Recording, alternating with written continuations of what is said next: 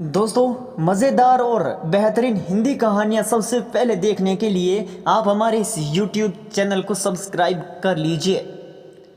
रवि और प्रेरणा की छोटी सी प्यारी सी गृहस्थी थी। शादी को 6 साल हो गए थे। मधुर संबंध और प्रगाढ़ हो रहे थे। अनंत 2 साल का हो गया था। अब एक और मेहमान बस 4-5 महीनों में आने वाला था। खुशी खुशी जीवन की बगिया महक रही थी। रवि प्रेरणा का बहुत ख्याल रखता था। प्रेरणा ने भी जीवन के हर एक पल में रवि को हद से ज़्यादा प्यार किया था। शादी के 5 साल भी यूं लगता था कि जैसे अब भी दोनों के प्यार में है और जल्द से जल्द एक दूसरे के जीवन साथी बनना चाहते हो। रिश्तेदारों और करीबी दोस्तों के अलावा शायद ही कुछ समझ पाता था कि दोनों पति पत्नी हैं। हाँ, आनंद के कारण भले ही अंदाजा लगा लेते थे, वरना नहीं। यूं तो रवि और प्रेरणा की शादी अरेंज मैरिज की तरह हुई, मगर सच ये था कि दोनों एक दूसरे को शादी से 3 वर्ष पहले से जानते थे और एक दूसरे को पसंद करते थे। दिल में एक दूसरे को जगह दी तो फिर कोई और दिल में ना आया। दुनिया एक दूसरे के दिल में ही बसा ली सदा के लिए। सबके लिए एक नियत वक्त आता है और इन दोनों के जीवन में भी वो नियत खूबसूरत वक्त आया जब माता पिता समाज ने इन्हें पति पत्नी के बंधन में बांध दिया।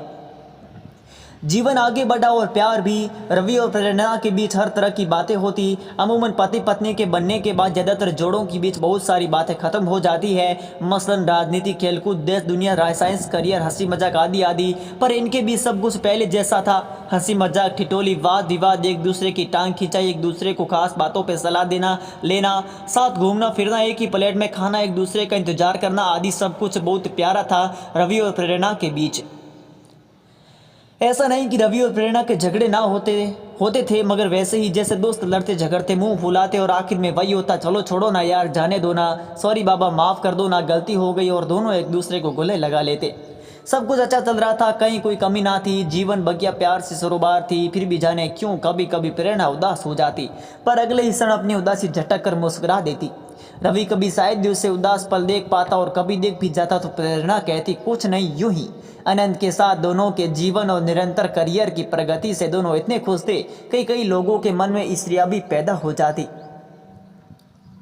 हालांकि रवि और प्रेरणा के बीच भी कई सारे अंतर थे जो किसी भी युगल में होना स्वाभाविक है, क्योंकि 2 अलग अलग परिवार, परिवेश और अलग अलग शहर के लोग हो भी नहीं सकते। परंतु दोनों ने एक दूसरे के साथ बड़ी सहजता से हर तरह का तारतम्य बैठा लिया था। प्रेम चीज ऐसी होती है जो स्व का त्याग कर दूसरे को खुश रखने की कला सिखाई देती है। मगर इन सब बातों के बीच एक ऐसी बात थी, एक ऐसी आदत की रवि की, जो प्रेरणा कभी भी दिल से एक्सेप्ट नहीं कर पा सकी। हालांकि उसने कोशिश बहुत की। उसने कई बार रवि से कहा भी, बहुत मिन्नतें भी की कि प्लीज़ इस आदत को छोड़ दो, ये हमारी प्यारी गृहस्थी, हमारे रिश्ते, हमारे अगाध प्यार के बीच एक दाग है। कहते कहते तो अब 6 साल बीतने को थे। रवि को जाने उस आदत को कुछ त्यागना ना चाहा या उसे हुआ नहीं, ये पता नहीं, जबकि कहते हैं कि दुनिया में जिंदगी और मौत के अलावा बाकी सब कुछ संभव है। खैर, वक्त बीतता रहा। प्रेरणा ने अपने मन को समझा लिए। उसको याद आता कि सभी बड़े बुजुर्ग और बुद्धिजीवी लोगों का कहना है कि संसार में ऐसा कोई नहीं जिसको जीवन की संपूर्ण खुशियाँ मिल जाए। महान पार्श्व गायिका लता जी के गीत सुन मन को बहला लेती। हर किसी को मुकम्मल जहाँ नहीं मिलता, कभी जमी तो कभी आसमान नहीं मिलता। वो सोचती, कोई बात नहीं, दुनिया में तो लोगों को ना जाने कितने गम है, मैं तो संसार की खुशकिस्मत लड़की हूँ जो रवि जैसा जीवन साथी है मेरा। यही सोच मन में उड़ती एक हल्की सी कसक को खुद अपने विचारों से रगड़ कर मिटा देती। मधुर पल और मधुर हो गए थे। नए मेहमान के आगमन से महीने 2 महीने की देरी थी। रवि जल्दी घर आता, प्रेरणा को बहुत बहुत प्यार देता। अनंत भी खुश था, क्योंकि उसको बताया गया कि मम्मी तुम्हारे लिए जल्दी एक बहुत ही सुंदर गुड्डा या गुड़िया लेने जाएंगी जो तुम्हारे साथ खेलेगा भी, दौड़ेगा भी और बातें भी करेगा। अनंत को गोद में लिए रवि प्रेरणा के साथ बैठे घंटों दुनिया जहान की बातें करता। प्रेरणा हर वक्त खुश थी, पर कभी कभी अनायास पूछ बैठती, रवि तुम सच में अपनी आदत नहीं छोड़ सकते? रवि उसके हाथ थाम फिर वही बात दोहरा देता जो पिछले 6 साल से कह रहा था, बस 2-4 दिन दे दो मुझे, सच कहता हूँ इस बार पक्का तुम्हें शिकायत का मौका नहीं दूंगा। प्रेरणा कसक भरी मुस्कान के साथ शिकायत का साथ सर हिला देती। ओके प्लीज, इस बार जरूर। रवि प्यार से प्रेरणा के माथे को चूम लेता, कभी गालों पर थपकी देकर कहता, इस बार पक्का, प्रॉमिस। बात फिर खत्म हो जाती। एक समय अचानक प्रेरणा का दिल बहुत किया कि आज आइसक्रीम खाने चलते हैं। वैसे भी 2-3 महीने से कहीं बाहर निकली नहीं थी। रवि ने कहा, मैं घर पे ही ले आता हूँ। प्रेरणा नहीं मानी। तीनों तैयार होकर आइसक्रीम पार्लर चले गए।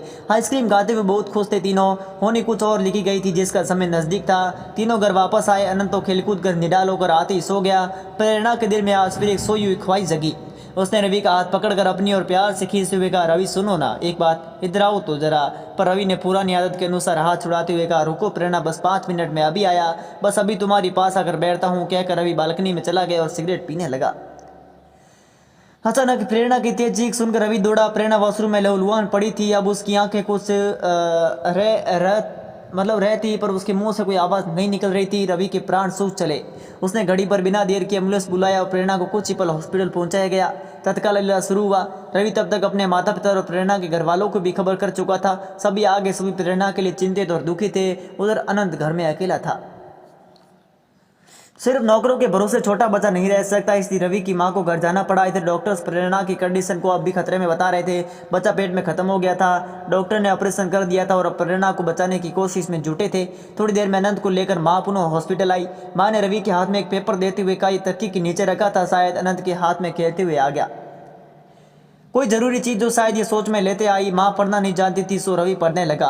उसने पहचान लिए प्रेरणा की लिखावट थी और हर जगह जगह सही ऐसे बिखरे हुए थे कि लग रहा था उसने रातों रोते ये सब लिखा है। अरे ये तो अभी शाम को लिखा है उसने, क्योंकि प्रेरणा की आदत सभी जानते हैं। वो कुछ भी लिखती है तो उसमें अपने साइन करके नीचे तारीख और समय भी लिखती है। मतलब कि जब रवि थोड़ी देर के लिए सिगरेट पीने बालकनी में गया था तभी प्रेरणा ने ये लिखा था।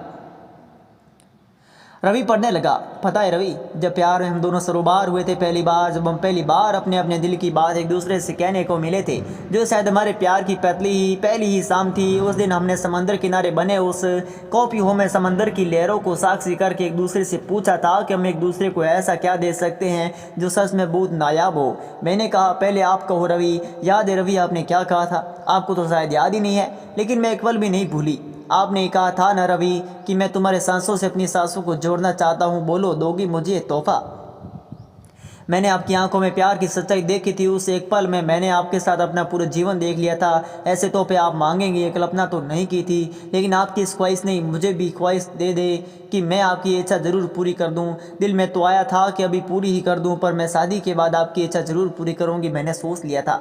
लेकिन साथ ये भी था कि मुझे आपकी सिगरेट बर्दाश्त न थी। मैंने अपने घर परिवार में कभी ये सब देखा सहा नहीं था। मुझे इसके धुएं से, इसकी अजीब सी स्मेल से ज़्यादा नफरत थी। मेरा दम घुटने को हो आता है इससे, लेकिन फिर भी मैंने नज़रें नीची करके कहा कि सही वक्त आने पर आपको ये तोहफा ज़रूर दूंगी।